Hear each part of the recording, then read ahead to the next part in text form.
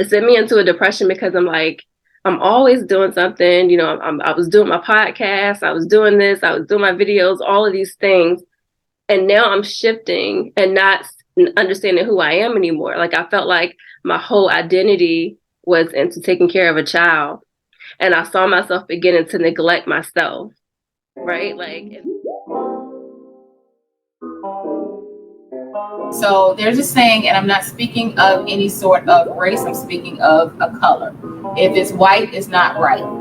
Right? That part. So, white bread. If this was me calling you, when are you gonna answer the phone? And then after you answer the phone, are you gonna show up? And then it gave a parameter, amen, on how I need to love her. Talk about that. He says Christ loved the church. He gave his life. That man up. When that man walks through the door, just tell him, man, look at my man. Come in and give us your fine self. If you pushing that man and more. This is when you know you're dealing with trauma in a light way. You get an envelope in the mailbox, you don't open it, you avoid it. Being avoidant. I love everything that you said, and it's so real. It's that thing like when you're in front of your family and they say that what if I can't have children? I remember someone saying that to me one day, and I said that, what if I can't? And they couldn't say anything. So stop asking people that. It's so insensitive. But then you know what happens after you do have it? When are you gonna have another one? Another one. Right? It never stops. It never stops. They're not putting no money in your pocket. They're not buying any diapers. They're not staying up 3 o'clock in the morning with you or waking up 30 minutes later. They're not doing any of that, but they want you to have all of these children, right? And so I think it's just the most insensitive thing, but it's just like people just think it's okay. Or the people who make those posts. I saw one today and they have the ultrasound picture and they say, you know, I'm pregnant, and then at the bottom it's a joke. That's not funny. It's not. It's funny because there are people who really are out here trying and spending thousands, tens of thousands of dollars to be able to get pregnant, to be able to find vital eggs. Like, it's not funny to play around like that. But I feel like we think it's okay because it's a lighthearted thing. Or what we don't talk about is even with men. I know when my husband was telling people that, you know, we were pregnant, someone came up to him and said, I didn't think your soldiers worked. Right? You have to be careful because sometimes we just look at it as, oh, it's so, you know, women get, you know, targeted, but men get targeted too. And that's painful. Wow. And like you just said about the front. So it's so funny that you talk about that because during this whole process of when I got pregnant, my best friend, she's, you know, trying to get pregnant now and trying to live through this and trying to go through pregnancy with her. Now, she does have 2 kids, but she's married to someone and they're, you know, trying to have children. Wow. Biological kids. So trying to, you know, go through your pregnancy with a friend who's waiting, it's very hard. It's very hard. It's hard to be excited. It caused a lot of strain on our relationship. And I talked to her after I had the baby about just how I felt and how I felt like I couldn't come to her and say certain things, you know, and, you know, it made me pull away because I know how it felt. You know, I had a whole summer where probably maybe, let's say 5 out of 7 people that I hung around consistently were pregnant at the same time. At the same time. And my goodness. You know, I'm happy for them, but it's also like I saw like my husband stopped coming to baby showers because at this point it's like it's hurtful for him, you know. And I'm just like, I'm just gonna be happy because, you know, it's not their fault that I'm not pregnant, you know, and it's not their fault that I didn't remember that I told God to hold off until after I, you know, finished. So it's not wow. But being around it is a lot. It's a lot. But I always say this. I wish that I would not have tried to protect other people's feelings for the sake of downplaying my own pregnancy. Come on. And okay. Careful with that, because even if, you know, someone around you isn't there, haven't gotten to their blessing or their promise yet, you still have to be blessed and happy about the promise that God gave you. Exactly. My God. I wish I would have done that. If I could have changed anything, I wish I would have done that. I think I kind of downplayed a lot of just my pregnancy. Like, I was very sick. Most people have morning sickness for the first like 12 weeks, and then after me, I was sick for about 4 months. And then once I moved through the sickness, like there's some, you have to do all these different tests. And I had to do an anatomy scan, and they came back and said my daughter had 2 cysts in her brain, and the cysts could have shown signs for Down syndrome or trisomy 18, I think it is. And I was devastated. Like, we went on our what is it? I forget what it's called, baby moon, when the doctor told me. And she was like, she told me, don't stress out, because, I had taken a genetic test before that test for those things, and it all came out negative.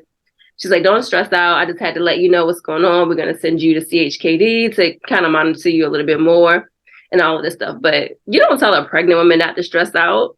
Right. I'm the worst. So I'm on the floor, and my husband's like, oh, okay. He goes to sleep after I tell him. I go in the bathroom. I'm on the floor crying.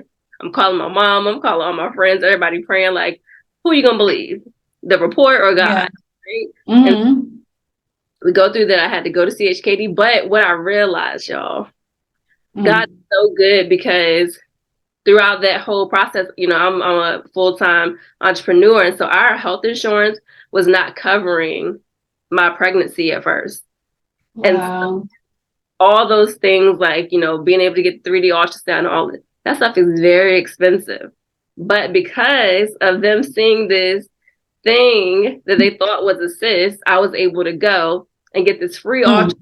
You know what I'm saying? So, like, my God, worked everything out. And so even when I got pregnant, I had just like really started getting into my career again. This is at the 21, the second year of the pandemic. Money's booming and all of this stuff. And then I got sick. Like I said, I couldn't work. And I'm like, I'm not going to take care of my child. Now, again, I told you I had a horrible childhood. So it's that now I'm triggered, because I'm like, I'm about to be poor like I was when I was younger. And then my daughter not going to have everything she needs. But when I tell you God gave everything, like, I remember one day I got a hospital bill, y'all, for $4,000. $4,000. And someone called me and said, God told me to ask you, what's your financial need? And I was like, nah, so I'm like, well, I just got this bill, it's like $4,000, but if you could tell me about any like hospital grants I could get. She was like, I'll write you a check. Oh, y'all, my God. Wow. Jesus. Broke down, because when God really means like it's your time and he's going to give you everything that you need, he truly means that. So that whole time of my pregnancy, I was able to just live and not worry about a dime. And even having her here, I still didn't have to worry about anything.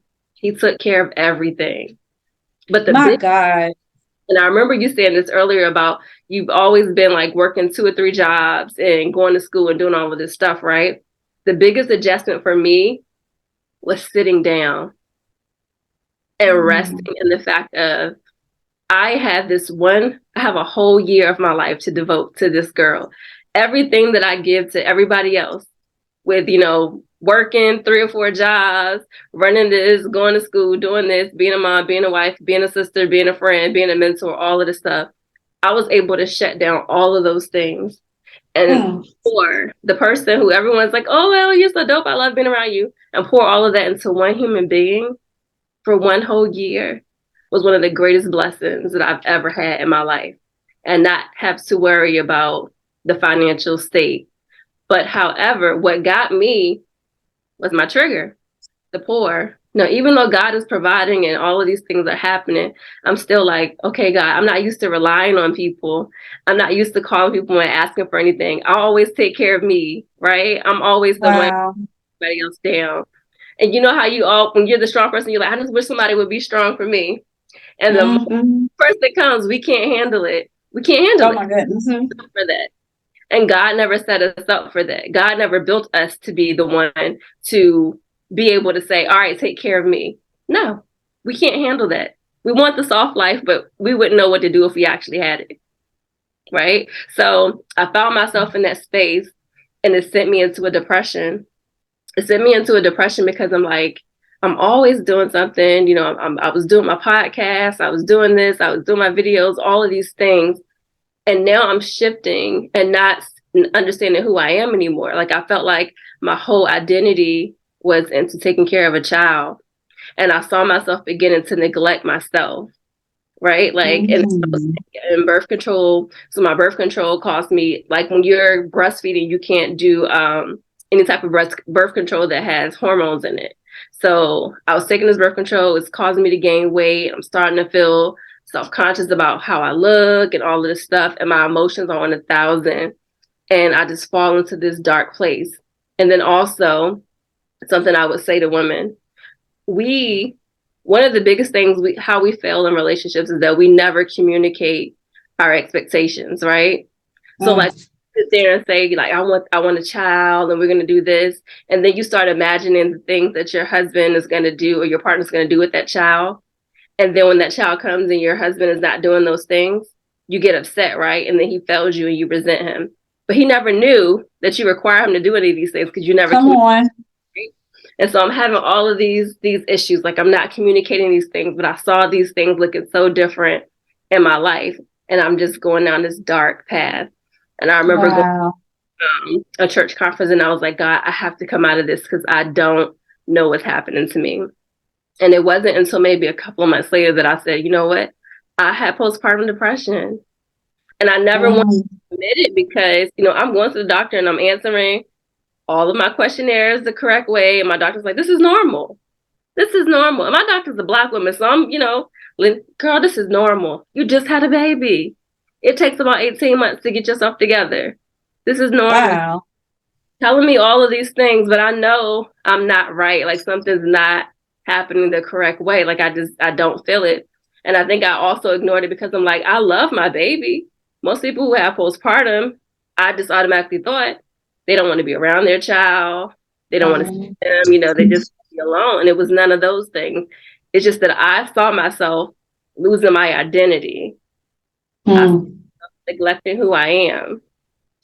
And God's like, I didn't tell you to do any of those things.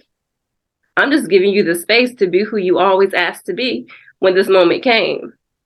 So it goes back to what I said of being very intentional about the things that you affirm or the things that you say out in the atmosphere, because God is going to give you that.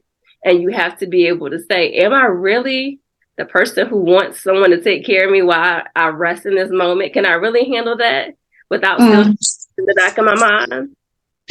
My God. And can I really be honest with my partner and say, I saw you waking up with me at 3:00 in the morning.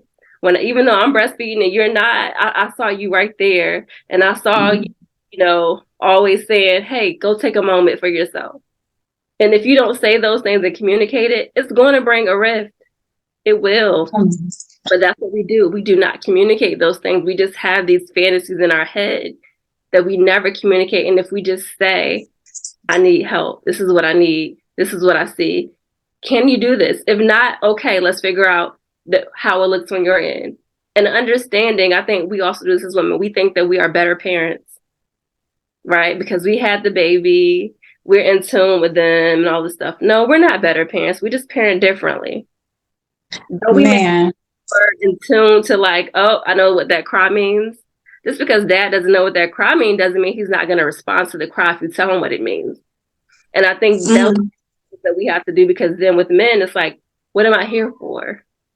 Because you make me feel like I'm less than, even in that space. So it's when I say when we are talking about porn, remembering all of those things, like this is not play. This is real life when you're bringing someone else here and talking about their life, because then that's a whole generation. And we think about a lot of our, you know, parents who divorce at a, you know, whatever age they do. Usually most parents that I've known, they've divorced like in the first few years of a child's life, right? And parents never want to say, I got divorced because of the child. But let's be honest, a lot of them get divorced because they cannot learn how to come together to raise them. So they think it's easier to just be apart and do it. right? Or they had all these other issues before they got with that person. And now when the baby comes, baby, it's going to expose everything. Like I said, I've been married almost 10 years. Me and my husband didn't start having crazy issues until we had a baby. Wow.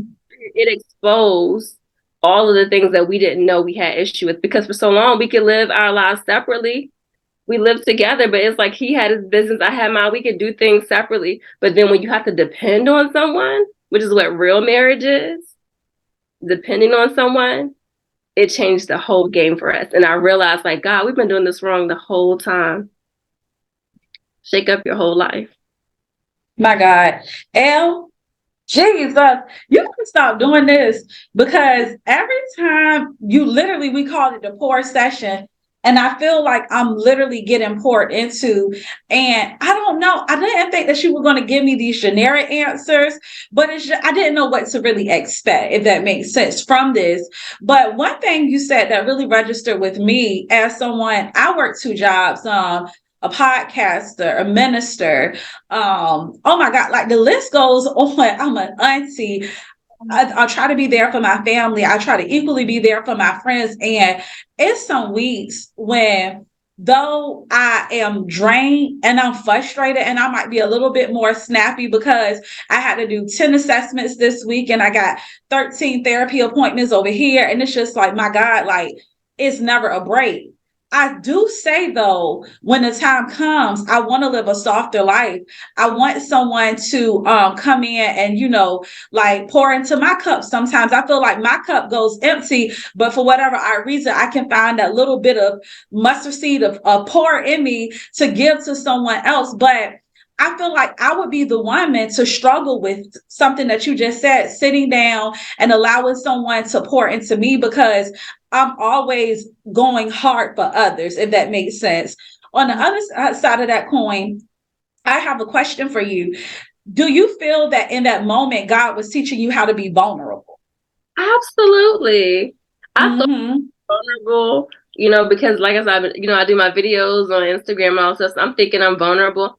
I haven't even really, I think that I have been vulnerable in a way that a controlled vulnerability, right? Like I can give you this because I'm healed from it. But actually being in the thick of something and talking about it is a totally different world, because of who I am and the things that I do. And like I said, I'm all things women, and I'm the biggest feminist that I know. To be in a space of feeling like reduced, and I hope I say this in the right way and it's not taken in the wrong context, to being reduced to just being a mom was the craziest thing for me. And I settled in it. Like I found myself just like, this is what I am. And I had one of my old employees call me, and she said to me, she said, Elle, I love you. I know you love that baby. She has 2 kids. She's like, I know you love her, but baby, you're more than a mother. And when she first said that to me, I was pissed. I was like, how dare she? Like, how dare she? But she saw what was happening to me.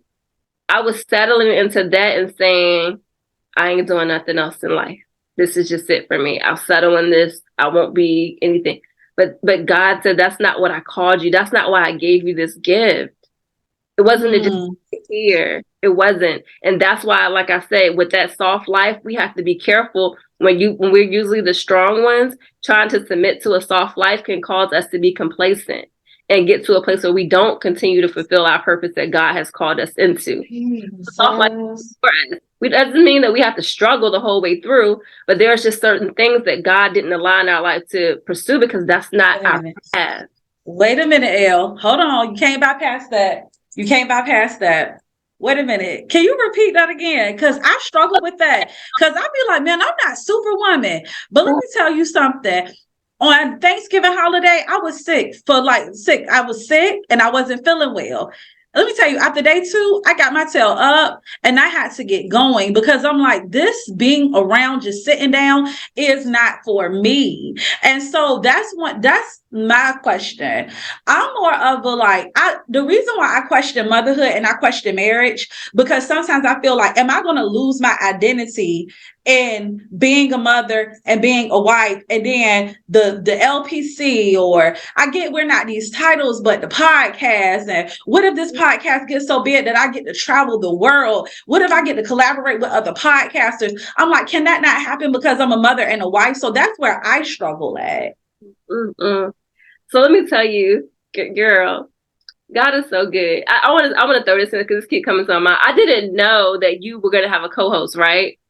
But I promise y'all, on my way home, I saw two of you sitting on the couch while we were in the session. So I had to throw that in there. But whew, give me a second, girl. Give me a second. Uh-oh. Elle, don't get deep on me, child. I'm playing. Get deep. Please get deep. Let me not say that. But I understand everything that you're saying, right? Like, yes, we are not our titles, right? However, we work really, really hard for those things. And when I walk in certain rooms, you need to understand what that title means, right? And so I think, like, through that process of me saying I felt like I'm reduced to just being a mom, like my baby comes home, she want to hop on my breast, right? And I'm just like, this is all I am. However, I prayed that I could nurse her till she's 1 year old. So again, being careful and mindful of the things we pray for, because then you start being upset when you get those things, right? One of my theme songs during my pregnancy is this song called Adulting by Jonathan McReynolds. And I don't know if y'all have ever heard that, but I haven't. The first line of the song, it says, the very thing that I prayed for is exactly what overwhelms me. And he's like, God, I asked you for this, but this is the most overwhelming thing in my life. And that's what I felt like I was just... This whole thing called the Snapback series, right? I put it out on Instagram. That's my plug for that. But the Snapback series wasn't really about like snapping back to a small... It was really about bouncing back in the process of having a child. And you see my, like, even in the video, I would have never gotten the video with my hair naughty with a hat on, but like some of those videos I look completely deranged.